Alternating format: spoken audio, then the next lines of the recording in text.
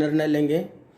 चलिए अपन प्रकृत प्रसंग में आज स्तोष चुनाश्चु सूत्र के बारे में कुछ चर्चा करते हैं प्रौढ़ मनोरमा के हिसाब से।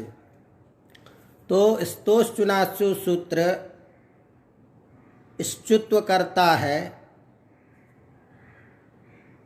ये सभी सिद्धांत कौमुदी में पढ़े हुए हैं अपन।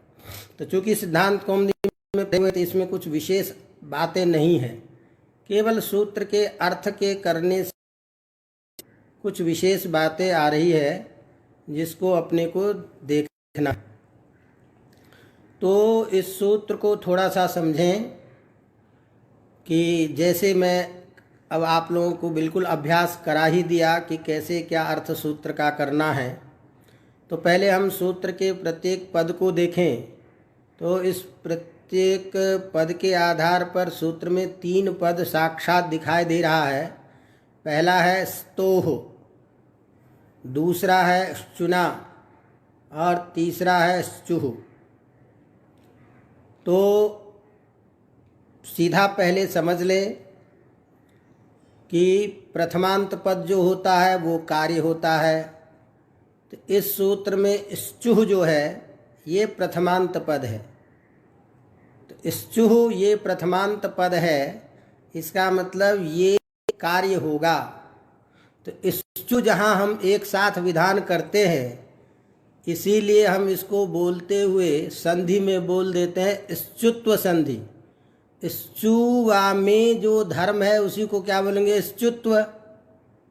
तो स्तुत्व का मतलब ये स्तु शब्द में जो 2 चीज लगा हुआ है, श और चु, इन दोनों को मिलाकर के संधि विधान कर रहे हैं, इसीलिए हम स्तुत्व संधि कह देते हैं इसको सामान्य रूप से। तो स्तु होगा। अभी पहले ये सीधा अर्थ कर लें। स्तु कहाँ होगा? तो आपने नियम पढ़ा है कि जिस विभक्ति में, जिस शब्द में षष्ठी विभक्ति लगी होती है उसके स्थान में काम होगा। तो इस सूत्र में स्तोह जो पद है ये षष्ठी एकवचन का रूप है। स्तोह स्तु शब्द के, गुरु शब्द के षष्ठी के एकवचन में क्या बनेगा? गुरोह। तो स्तु शब्द के षष्ठी के एकवचन में क्या बनेगा? स्तोह। तो स्तु के स्थान में स्चु करेगा। स्तोह में षष्ठी है, स्तु के स्थान में स्चुह होता है। कब होता है? तो इसको बताने के लिए बीच में पद दिया चुना। तो चुना शब्द में तृतीया विभक्ति का एकवचन है। स्तु शब्द हरस उकारांत होने के कारण, कोई भी हरस उकारांत होगा तो आप तृतीया के एकवचन में ना लगा के बोलते हो। मधु है तो मधुना, गुरु है तो गुरुना, भानु है तो भानुना। तो स्तु रहेगा तो क्या बोलेंगे? स्चुना। तो स्चुना ये तृतीयांत पद है, और तृतीयांत पद के होने के कारण अर्थ करेंगे स्तु के साथ होने पर, साथ रहने पर है। तो अभी इस तीनों को लेकर के यदि मोटे मोटे तौर पे छोटी भाषा में कहे तो अर्थ हुआ कि स्तु के स्थान पर स्चु होगा, स्चु के योग में, साथ रहने पर। अब इसको थोड़ा सा अलग अलग करके समझिए। ये जो सूत्र में स्तु है इसमें 2 चीजें हैं।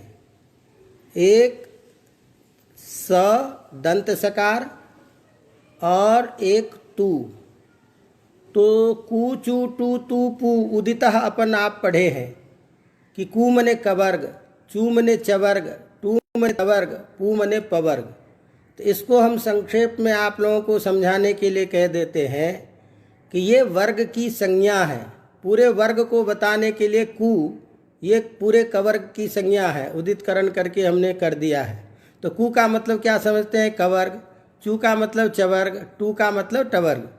तो स्तु में जो तू है वो तू का मतलब पूरे तवर्ग है।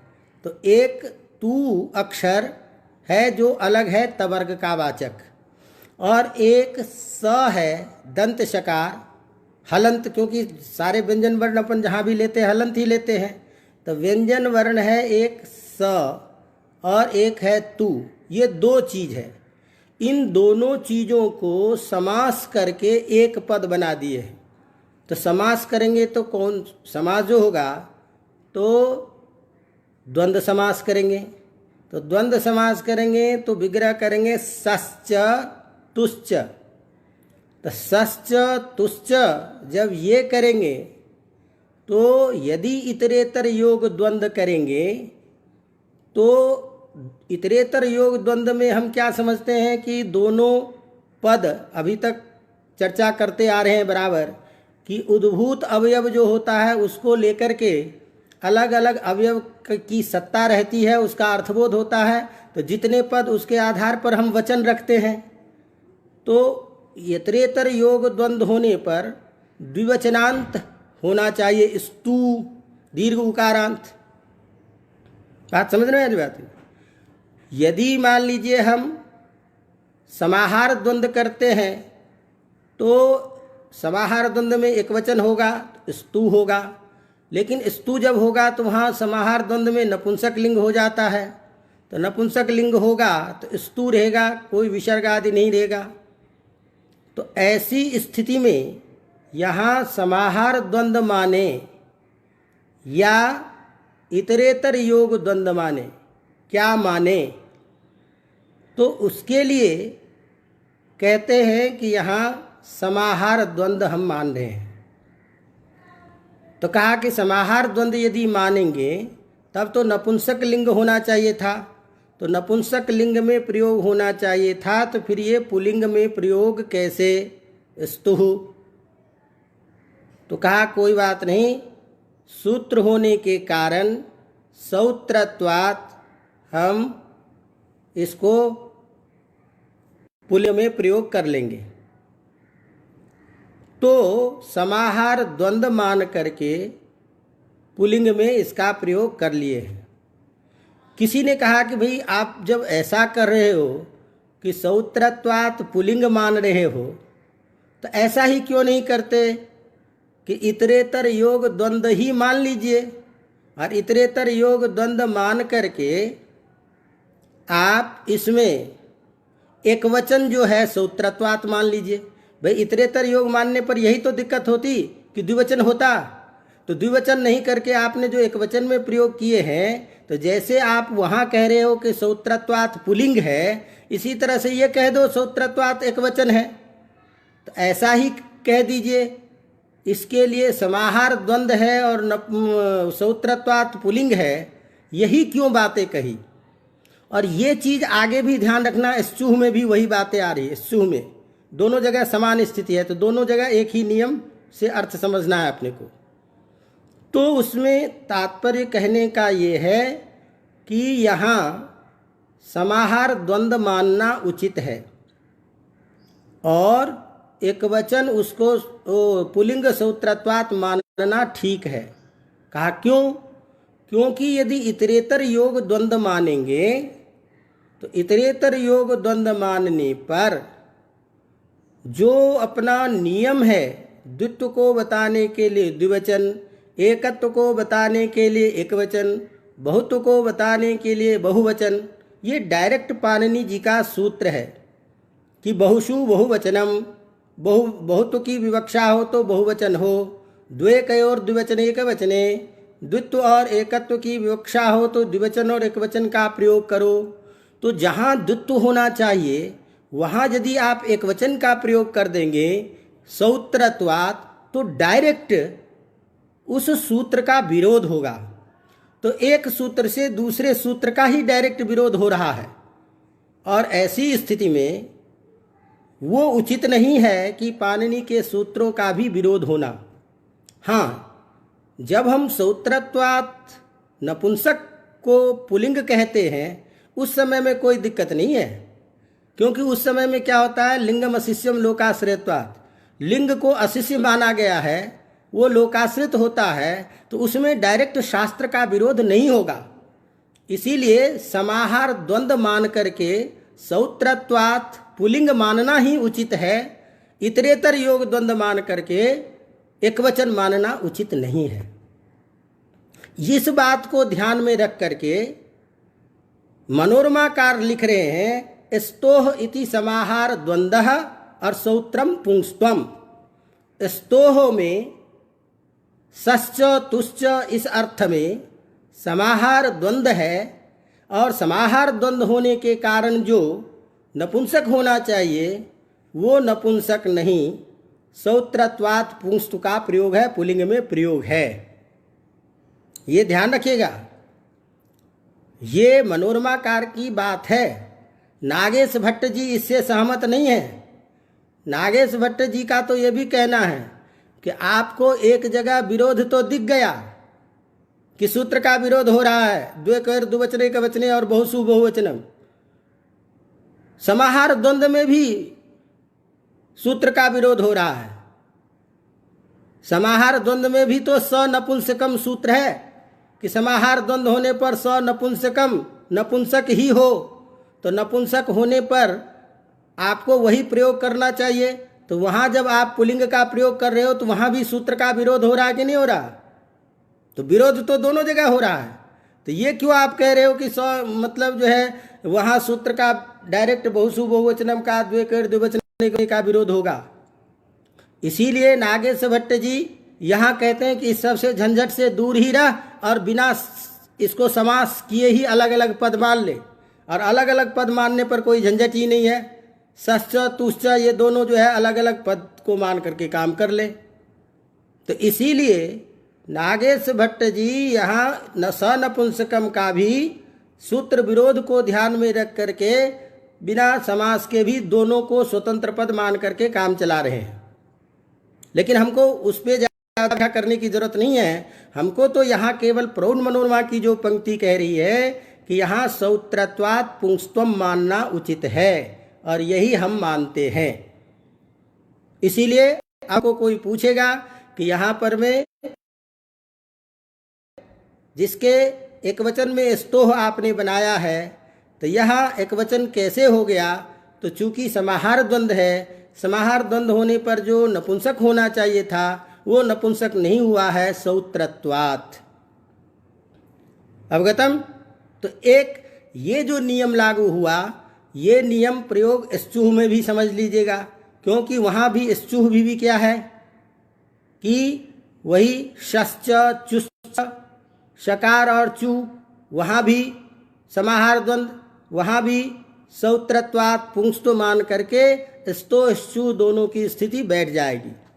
अब यहाँ ध्यान रखिएगा कि जिसके स्थान पर काम होता है वो कौन है? स्थानी। तो स्तोह कौन है? यहाँ षष्ठ्यंत पद हो गया सकार और तू। तो स्थानी कौन होगा? सकार और तू। तू मैंने तवर्ग। तो सकार और तवर्ग के जगह पर काम होगा। काम कौन होगा? प्रथमांत पद के द्वारा जिसको विधान कर रहे हो। प्रथमांत पद कौन हो गया? स्चु। इसीलिए स्चु कौन हो गया? आदेश। सकार और तवर्ग के स्थान पर होने वाला कार्य, या इसको कह लो सकार और तवर्ग को उद्देश्य करके शकार और चवर्ग का विधान करने जा रहे हैं। तो स्थानी और आदेश ये दोनों पहले क्लियर कर लीजिए। स्थानी और आदेश, तो स्थानी हो गया स्तो, आदेश हो गया स्चु। अब इसके बाद में जो तीसरा पद है वो है स्चुना। स्चुना जो है ये निमित्त है, निमित्त है ये रहने पर। तो क्या रहने पर? तो इसमें तृतीया विभक्ति है साथ अर्थ में, सह अर्थ में।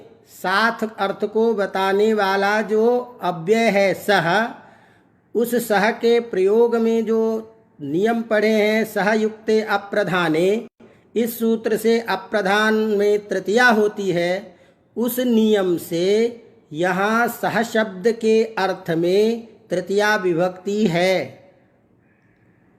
तो तृतीया विभक्ति जो है, तो हमने ये बात बताई थी कि वो सूत्र तो कहता है सह शब्द के योग में, योग का मतलब प्रयोग होने पर। तो कहा कि नहीं, तद योगे बिनापि तृतीया, माने सह शब्द का प्रयोग न भी हो लेकिन सह अर्थ का बोध हो। यदि सहार्थक बोध हो तो सहार्थक बोध होने पर ये तृतीया हो जाती है, साथ अर्थ बोध होने पर। तो कहा यहाँ साथ क्या चीज है ये बता।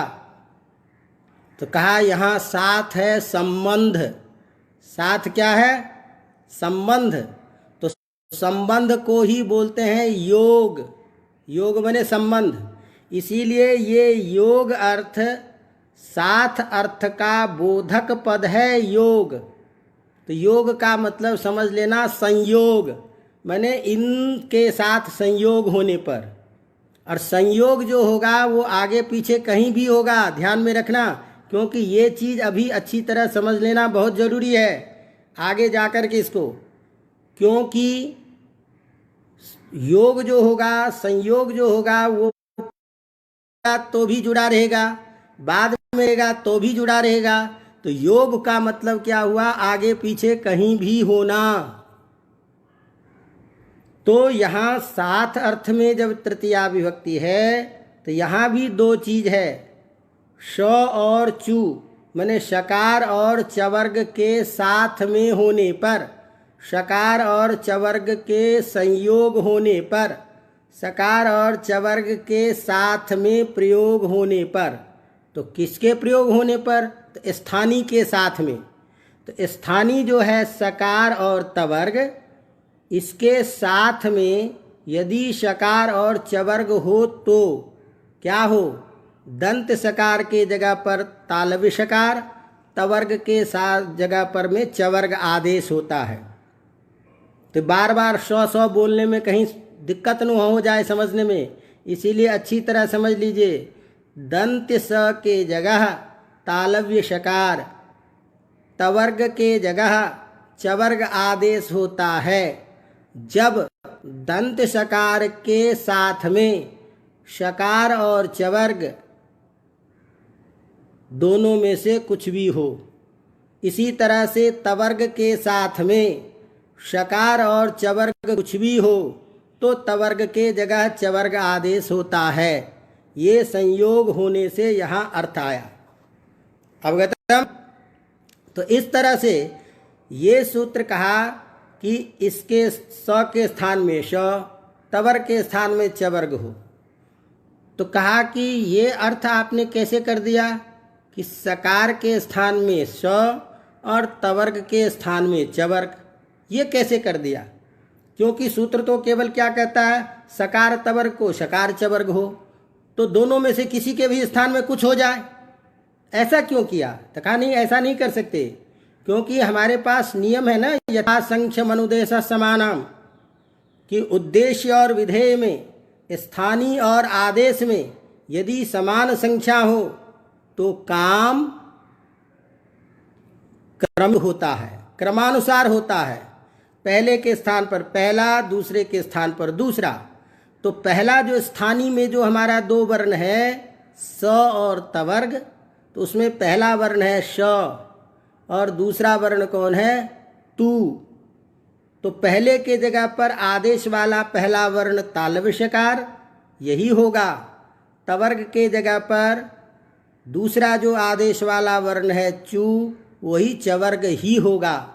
इसीलिए स के स्थान पर श, तवर्ग के स्थान पर चवर्ग आदेश यथा संख्य नियम से होता है। तो कहा कि एक बात बताइए, आप जो यथा संख्य नियम लगा रहे हो तो बीच में चुना भी तो है, इसका भी तो यथा संख्य अन्वय होगा।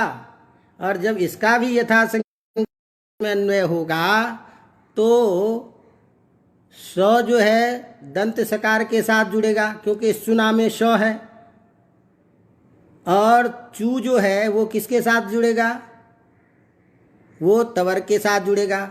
तब तो इस चुना में भी यथासंख्य नियम लागू करके ये अर्थ होना चाहिए कि स के साथ श का योग होने पर, स के स्थान में श, माने दंत सकार के साथ यदि तालव्य शकार हो तो दंत्य स के स्थान में तालव्य शकार होता है।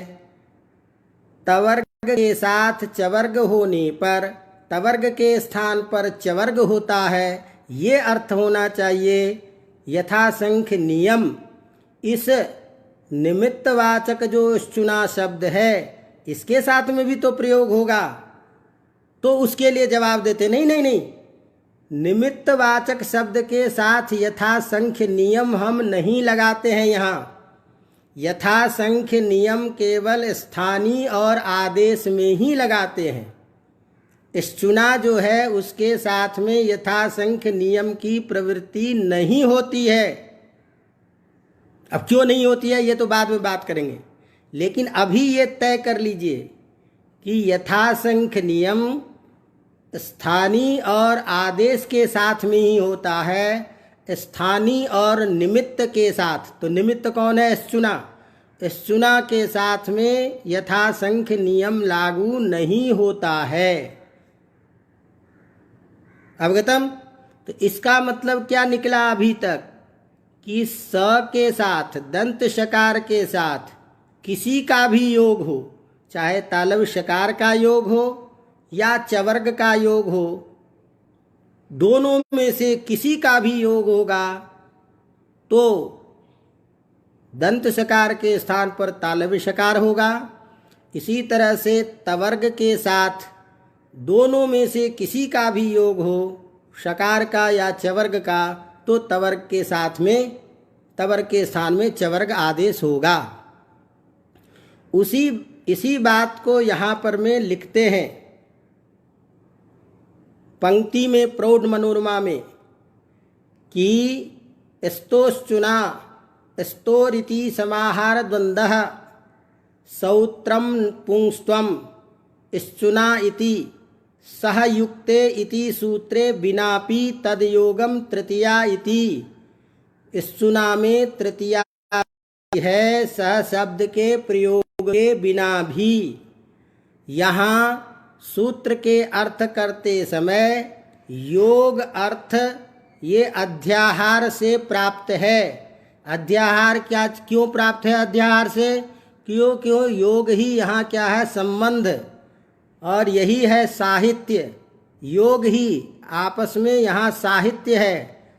साहित्य में परस्पर अन्वय करता है पदों का, और इसीलिए यहाँ द्वंद्व है, क्योंकि द्वंद्व समास साहित्य में ही होता है।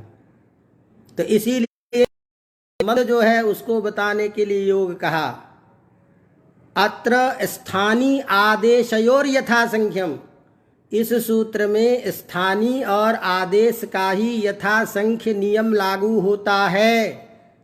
निमित्तकारी नोस्तु न, निमित्त और कार्य, कार्य मने जिसको काम हो, अर्थात स्थानीय, जिसको काम होना है उसको बोलते हैं कार्य। कार्य जिसमें हो उसे क्या कहेंगे? कार्य। कार्य जिसके पास होगा, धन जिसके पास है धनी, कार्य जिसके पास है उसको क्या बोलेंगे? कार्य। कार्य मने स्थानीय। तो स्थानीय और निमित्त में यथासंख्य नियम लागू नहीं होता है। अवगतम? समझ में आ रहा कि नहीं आ रहा? कि सब सो गए? बीच बीच में फुलझड़ी जलाया करो ताकि पता चले। हाँ, कुछ समझ में आ रहा है, कुछ पता ही नहीं चल रहा है ना कि सो गए।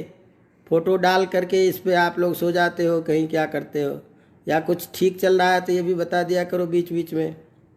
तो इसीलिए कहा कि भाई, तो अब यहाँ ध्यान दीजिए, पहले सूत्र का अर्थ जो है वो उसको संपन्न कर लें, फिर अपन उदाहरण पे चले। तो इसीलिए कहा कि स्थानीय और आदेश में ही यथासंख्य नियम लागू होगा, कार्य और निमित्त में यथासंख्य नियम लागू नहीं होता है। कहा क्यों? इस बात में क्या प्रमाण? तो कहा प्रमाण है।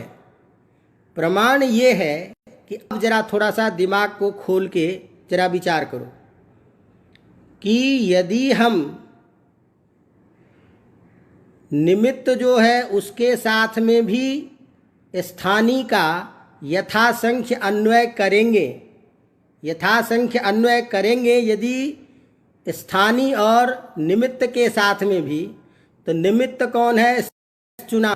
स्थानी कौन है? स्तु। तो स्थानी जो स्तु है उसमें पहला अक्षर कौन है? स। और निमित्त जो है स्चु के योग में, तो निमित्त जो स्चु है उसका पहला अक्षर कौन होगा? श। तो यथासंख्य नियम यदि लागू करेंगे तो अर्थ क्या होगा? स के साथ श का योग होने पर, श के साथ दंत सकार के साथ तालव्य सकार का जब योग हो तो ही दंत सकार के स्थान में तालव्य सकार होगा, क्योंकि इसका इसके साथ अन्वय हो गया। और तवर्ग के साथ चवर्ग का योग होने पर तवर्ग के स्थान में चवर्ग होगा, बट गया, दोनों साथ में हो गया। तो ऐसी स्थिति में कभी भी ध्यान रखिए कि शकार के साथ में किसका संबंध हुआ? तवर्ग के साथ में। ध्यान रखिएगा, क्योंकि तवर्ग का और चकार का जब संबंध होगा तभी तवर्ग को करोगे, क्योंकि तवर्ग दूसरा अक्षर है। निमित्त में दूसरा अक्षर कौन है? च। तो तवर्ग और चवर्ग का जब साथ रहेगा तभी स्तुत होगा कहीं, बाकी जगह हो नहीं सकता। या तो दंत सकार के साथ सकार रहे तभी होगा। तो ऐसी स्थिति में हम प्रयोग बनाते हैं विष्णः। तो विष के बाद में न है, तो विष में वर्ण कौन है? श, वाला स। और वर्ण कौन है? तवर्ग का न। तो श के साथ तवर्ग का तो अब योग ही नहीं है। तवर्ग के साथ में तो क्या योग होना चाहिए? चवर्ग, क्योंकि तवर्ग स्थानी का पहला अक्षर है, उसके साथ में योग होना चाहिए, दूसरा अक्षर है स्थानी का, तो उसके साथ में योग होना चाहिए दूसरा निमित्त जो है चवर्ग उसका। तो तवर्ग के स्थान पर चवर्ग तो केवल चवर्ग के योग में ही होता। समझ में आ रही कि नहीं बात? तो विष न में कभी भी स्चुत्व प्राप्त ही नहीं होता, क्योंकि शकार के योग में तवर्ग के रहने पर या तवर्ग के साथ सकार होने पर स्चुत्व की प्राप्ति ही नहीं थी, क्योंकि दूसरा स्थानी जो तू है उसका तो साथी चाहिए था चवर्ग। तो तवर्ग जब चवर्ग के साथ में होता तभी तवर्ग को चवर्ग हम करते। तो विष्णः में यहाँ तालव्य शकार के साथ में तवर्ग है, यहाँ स्चुत्व प्राप्त ही नहीं था। तो जब प्राप्त ही नहीं था तो उसको निषेध करने के लिए 7 सूत्र अलग से बनाया कि नहीं, श के साथ में यदि तवर्ग हो तो स्चुत्व ना हो। भाई ये विधान करने की जरूरत ही कहाँ पड़ी जब स का तवर्ग के साथ संबंध ही नहीं था, क्योंकि तवर्ग के साथ में चवर्ग का योग होने पर होता। तो फिर विष्णः प्रयोग में स्चुत्व प्राप्त ही नहीं था, तो 7 सूत्र बनाया क्यों? तो ये 7 सूत्र व्यर्थ हो जाएगा। यही 7 सूत्र जो बनाया गया यही इस बात में प्रमाण है कि नहीं, तवर्ग के साथ चाहे चवर्ग का योग हो या शकार का योग हो, दोनों ही स्थिति में स्चुत्व प्राप्त होता है। तो वो स्चुत्व प्राप्त कब होगा? जब इसको यथासंख्य अन्वय नहीं मानेंगे। तो इसीलिए 7 सूत्र अलग से जो बनाया गया यही सूत्र इस बात में प्रमाण हुआ कि यहाँ निमित्त के साथ में यथासंख्य अन्वय नहीं होता है। यदि निमित्त के साथ यथासंख्य अन्वय स्थानी का होता तो तवर्ग के साथ चवर्ग का योग रहने पर ही तवर्ग को चवर्ग प्राप्त था। विष्णः में तवर्ग के साथ चवर्ग नहीं है, शकार है, तो यहाँ स्चुत्व प्राप्त ही नहीं था। उसको रोकने के लिए 7 सूत्र व्यर्थ है। तो व्यर्थ हो जाता, तदेव व्यर्थम सद, वही इस बात को प्रमाणित करता है कि नहीं, यहाँ यथासंख्य नियम स्चुना के साथ में नहीं है। इसी बात को मनोरमाकार लिख रहे हैं कि नहीं, अत्र स्थानी आदेशयोरेव यथा संख्यम निमित्तकारिणोस्तु न शात इति ज्ञापकात्। शात ये सूत्र ही इसमें ज्ञापक है कि यहाँ यथासंख्य अन्वय केवल स्थानी में और केवल आदेश में ही होता है। तो जब स्थानीय और आदेश में ही होगा तो सकार के साथ कुछ भी रहे, स और तवर्ग में से चवर्ग में से कुछ भी, तो भी स को श प्राप्त होगा। तवर्ग के साथ कुछ भी रहे, स रहे या चवर्ग, तब भी प्राप्त होगा। तो ऐसी स्थिति में विष्णु में स्तुत्व प्राप्त हुआ, जिसको रोकने के लिए 7 सूत्र सार्थक होता है। अतः परीक्षा में अब पूछेगा आपको कि इस सूत्र में यथासंख्य अन्वय किसका किसके साथ होता है, तो जवाब देना है कि नहीं, स्थानीय और आदेश के साथ में यथासंख्य अन्वय होता है, स्थानीय और निमित्त के साथ में नहीं। इस बात में क्या प्रमाण? प्रमाण है 7 सूत्र, जो यह 7 सूत्र का विधान किया गया। यदि स्थानीय का और कारी का यथासंख्य नियम होता तो विष्णु में स्तुत्व प्राप्त ही नहीं था, उसको रोकने के लिए 7 सूत्र बेकार हो जाता। तो अब इसने क्या तय कर लिया कि भाई ठीक है कि दोनों में से किसी का योग हो तो स्तुत्व होगा, ये तय कर लिया। तो कहा कि अच्छा फिर बताइए, ये जब नियम तय कर लिया तो एक सूत्र है पाणिनि का अल्पाचतरम। क्या सूत्र है? अल्पाचतरम। तो अल्पाचतरम में च के बाद त है कि नहीं है? तो यहाँ चवर्ग के साथ तवर्ग का योग है कि नहीं है? है। तो चवर्ग के साथ तवर्ग का योग है तो तवर्ग को स्तुत होना चाहिए, तो सूत्र बनना चाहिए अल्पाचरम। अल्पाचतरम कैसे बन गया? स्तोचुनासु सूत्र क्यों नहीं लगा?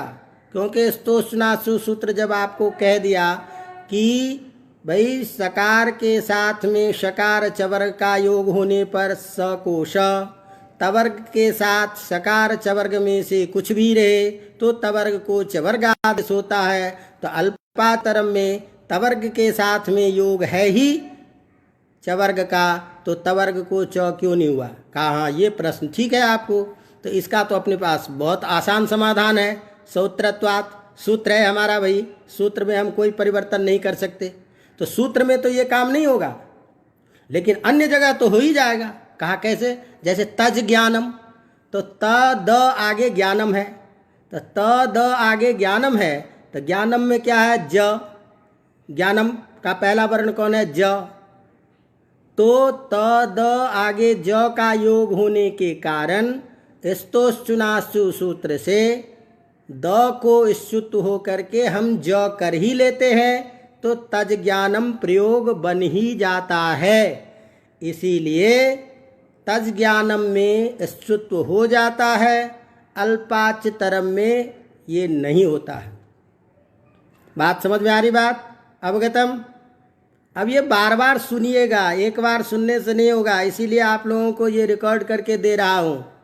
आचार्य, पुराने आचार्य की तरह, जैसे पुराने आचार्य लिख के चले गए अकुह विसर्जनीया नाम कंठा, तो लिखे हुए पढ़ को हम लोग समझ लेते हैं आज पढ़ करके। इसी तरह से बोल करके बता दिया हूँ, तो 1-2 बार आज के हमारे छात्र सब बार बार उसको सुनिएगा, तब समझ में आएगा। और कोई ज़रूरी नहीं है कि सारी चीज़ समझ में ही आ जाए, और नहीं आए तो भी घबराने की ज़रूरत नहीं है। बहुत सारी चीज़ें, बहुत बातें बहुतों को नहीं समझ में आती है, तो इसमें कोई ऐसी बड़ी विशेषता नहीं है कि नहीं समझ में आया तो बहुत दिक्कत वाली बात है। चलिए, तो ये एक प्रसंग यहाँ संपन्न होता है ना। अब इस प्रसंग में एक बात कह रहे हैं कि हम जितने भी उदाहरण देख रहे हैं, जरा उदाहरण से देखिए। उदाहरण हमारा रामस धन सेते, तो रामस में क्या है? स। इसके बाद में शेते में क्या है? श। तो शकार का योग है, तो दंत शकार के स्थान पर तालव्य शकार करके रामस शेते प्रयोग बना रहे हैं। ध्यान दीजिए जो मैं यहाँ कह रहा हूँ, यहाँ स के बाद ही श है, और स्तुत तो कहाँ कर रहे हो? पूर्व में, माने रामस के स को कर रहे हैं। अवगतम? दूसरा उदाहरण देखिए, रामस धन चिनोती, तो रामस में क्या है? स। आगे चिनोती में क्या है? च। तो चकार बाद में है, उसके योग में रामस के स को तालव्य श में बदलते हैं तो रामस चिनोति बन गया। तीसरा उदाहरण देखिए, सत धन चित, यहाँ चित बाद में है च, उससे पूर्व वर्ण कौन है त को इसके साथ में चवर्ग के साथ योग होने के कारण त को चवर्ग में बदल दिया, स्तुत्व करके क्या कर दिया, सच्चित बना दिया। सारगीण प्लस जय, बाद में कौन है जय, बाद में कौन है जय। जय जब है तो उसके जगह पर में ज के बाद में रहने पर सारगिन के न को क्या कर दिया, य, तो क्या कर दिया आपने, सारगिन जय प्रयोग बना लिया। बाद में इसका मतलब ये जितने भी आपने उदाहरण दिया सब में बाद में वो चीजें थी, चवर्ग तवर्ग जो भी थी, काम किसको किया आपने, पहले वाले को। बाद में जब काम प्राप्त भी हुआ कहीं विष्णह में, क्योंकि विष था पूर्व में स और तवर्ग कौन था न बाद में, जिस बेचारे को काम हम बाद में करने जा रहे थे तो वहाँ आपने सूत्र बना दिया सात, सात करके निषेध कर दिया। तो बाद में तो आपने काम होने ही नहीं दिया कहीं, तो काम कहाँ कर रहे हैं, सब जगह सारे उदाहरण में पहले जगह ही। तो पहले ही जगह जब कर रहे हैं तब तो भैया ये ही सूत्र बना लेते, स्तोष चुनास चौ, श्चौ मैंने शकार चवर्ग बाद में रहने पर स्तुत होता है।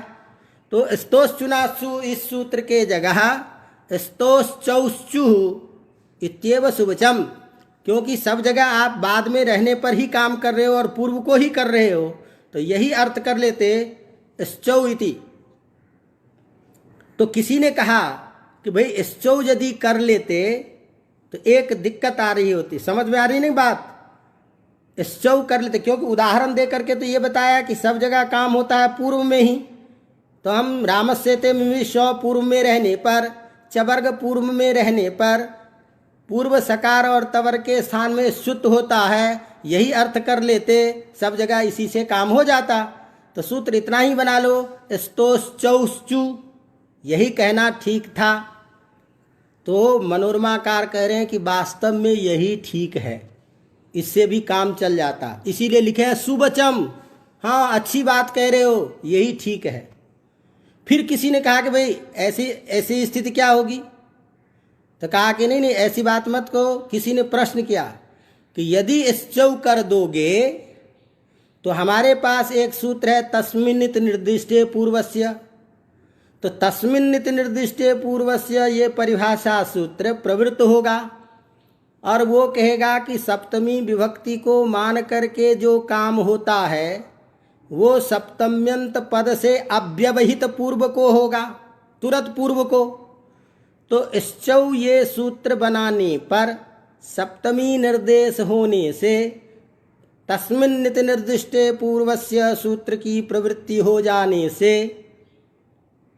अव्यवहित पूर्व अर्थ आ जाएगा और तब अर्थ होगा कि शकार और चवर्ग से अव्यवहित पूर्व में जो सकार और चवर्ग से अव्यवहित पूर्व में जो त उसी को श्चुत हो। ऐसी स्थिति में यज्ञ याच्या, यज्ञ प्रयोग बनता है, यज आगे य, तो यज आगे य है। तो अब यहाँ ध्यान रखिए, यज आगे न, यज रक्ष प्रक्षो नंग इत्यादि से नंग प्रत्यय, तो यज आगे न है, तो न जो है तो यहाँ न को बाद वाले को आप कर रहे हो, न को बाद वाले को आप बना रहे हो, स्तुत कर रहे हो, तो यहाँ तो अव्यवहित पूर्व में होगा ही नहीं। तो आपको काम कहाँ करते, अव्यवहित पूर्व में, यहाँ तो काम हो रहा है बाद में, अव्यवहित बाद में काम हो रहा है। तो यज्ञ प्रयोग कैसे बनेगा, याच्या प्रयोग कैसे बनेगा, ये दिक्कत आएगी, इसकी सिद्धि नहीं होगी। तो कहते नहीं नहीं बन जाएगा, कैसे बनेगा, क्यों, क्योंकि हमारे पास 7 सूत्र है और 7 सूत्र ने ये कहा था कि शकार के बाद तवर्ग को श्चुत्व नहीं होता है, तो केवल सकार को ही तो निषेध किया था। तो चूंकि 7 सूत्र केवल शकार के बाद तवर्ग को ही निषेध किया, यही सूत्र ज्ञापन करेगा कि नहीं, यदि चवर्ग के बाद तवर्ग हो तो उसको स्तुत्व हो ही जाएगा, यदि शकार के बाद चवर्ग हो तो उसको स्तुत्व होगा। बात समझ में आ रही बात की नहीं? नहीं तो 7 सूत्र जो है, ये सूत्र तो जब कहा कि स के बाद तवर्ग हो तो उसको स्तुत्व नहीं हो, तो स का नाम लेकर के विधान किया कि स के बाद तवर्ग को स्तुत्व नहीं हो, तो इसका ही अर्थ सीधा निकलेगा कि भाई चवर्ग के बाद यदि तवर्ग होगा तो उसको स्तुत्व होगा। तो ये अर्थ वहां से निकल जाएगा। इसीलिए इसका मतलब हुआ कि इस अर्थ के करने से तस्मिन्नित निर्दिष्टे पूर्वस्य इसकी प्रवृत्ति यहाँ होगी ही नहीं, और होगी ही नहीं तो चवर्ग के बाद तवर्ग जहाँ होगा वहाँ स्तुत्व धरल्ले से हो जाएगा। शकार के बाद चवर्ग तवर्ग रहेगा तो उसको 7 सूत्र निषेध कर ही देगा, तो सब जगह काम हमारा चल जाएगा। इसीलिए यहाँ स्तोश्चौश्चु इत्येव शुभचम, यही कहने से हमारा काम चल जाएगा, यही ठीक है। तो वस्तुतः मनोरमाकार के आधार पर इन सारे व्यवहार का सिद्ध हो भी जाएगा, लेकिन पाणिनि के वचन में आधे वर्ण भी अनर्थक नहीं है, निरर्थक नहीं है, उसका कोई न कोई प्रयोजन है। तो कुछ दृष्ट प्रयोजन, कुछ अदृष्ट प्रयोजन, कुछ दृष्टादृष्ट प्रयोजन है ही, शब्द ज्ञानी धर्म इत्यादि करके। तो इसीलिए यद्यपि लौकिक व्यवहार में स्तोश्चौश्चु इतने से भी इस काम चल सकता था, लेकिन आगे भी काम आएगा। इन सारी बातों को देख करके जो सूत्र है उसको यथावत हम मान लेते हैं और उसी तरह से काम चलाते हैं। तो इस तरह से स्तोश्चुनाश्चु सूत्र के अर्थ के विषय में मनोरमाकार ने ये सारी बातें कही। तो ये आज का ये आपका प्रसंग संपन्न होता है स्तोश्चुनाश्चु सूत्र का, और बिल्कुल ठीक यही अर्थ ष्टुनाष्टु में चला जाता है। इसलिए दोनों का अर्थ समान है, कोई दिक्कत नहीं है। इस तरह से बाद से चलते हुए पूर्व में आते हुए आज ये हल संधि प्रकरण संपन्न हो रहा है।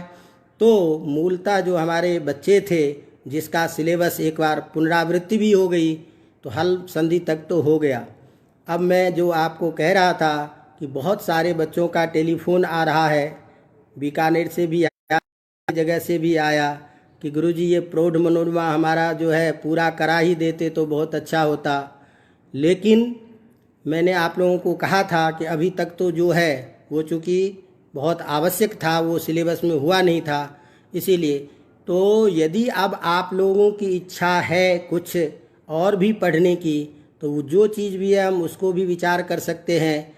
और मैं ये ज़रूर है कि नहीं होगा तो अभी नहीं तो किसी और एक्स्ट्रा टाइम में, और बच्चों की इच्छा रहेगी तो इस प्रौढ़ मनोरमा को जो पीछे का जो प्रारंभ से हमको करना चाहिए था और जो रह गया है तो उसको भी हम करने का प्रयास करेंगे।